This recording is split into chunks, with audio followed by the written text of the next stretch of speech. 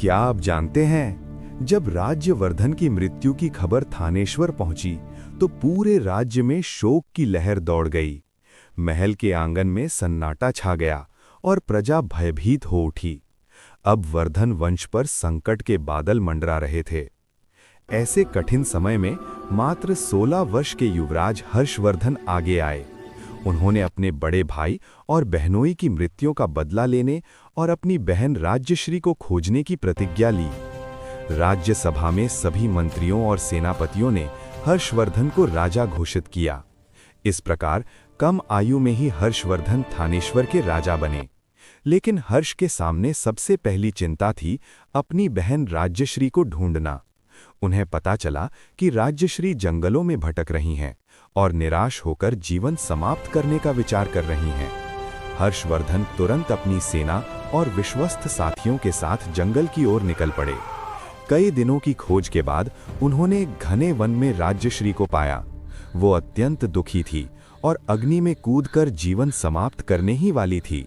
तभी हर्षवर्धन ने आगे बढ़कर अपनी बहन को रोक लिया। दोनों भाई बहन एक दूसरे से मिलकर भावुक हो उठे।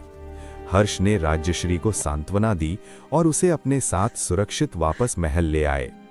अब हर्षवर्धन का दूसरा लक्ष्य था अपने शत्रुओं को हराकर साम्राज्य को मजबूत बनाना। उन्होंने एक विशाल सेना तैयार की और उत्तर भारत के अनेक राज्यों पर विजय प्राप्त की। धीरे धीरे उनका साम्राज्य पंजाब, कन्नौज, बिहार, बंगाल और उड़ीसा तक फैल गया। उन्होंने कन्नौज को अपनी नई राजधानी बनाया और वहां से शासन करने लगे।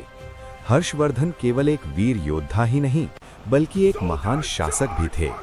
वे बौद्ध, जैन और हिंदू सभी धर्मों का सम्मान किया। वे विद्वानों और कलाकारों के संरक्षक थे। उनके दरबार में महान विद्वान बाणभट्ट थे, जिन्होंने हर्षचरित की रचना की। चीनी यात्री हुएनसांग भी उनके शासनकाल में भारत आए और हर्षवर्धन की प्रशंसा की। हर 5 वर्ष में हर्षवर्धन प्रयाग में एक विशाल सभा आयोजित करते थे, जिसमें वे अपना धन गरीबों और जरूरतमंदों को दान कर देते थे। उनकी उदारता और न्यायप्रियता के कारण प्रजा उन्हें बहुत प्रेम करती थी। इस प्रकार अनेक कठिनाइयों और दुखों का सामना करने के बाद भी हर्षवर्धन ने न केवल अपने परिवार को संभाला, बल्कि पूरे उत्तर भारत में एक शक्तिशाली और समृद्ध साम्राज्य स्थापित किया। दोस्तों, आप लोग वीडियो देखते हैं पर वीडियो को लाइक और चैनल को सब्सक्राइब नहीं करते हैं।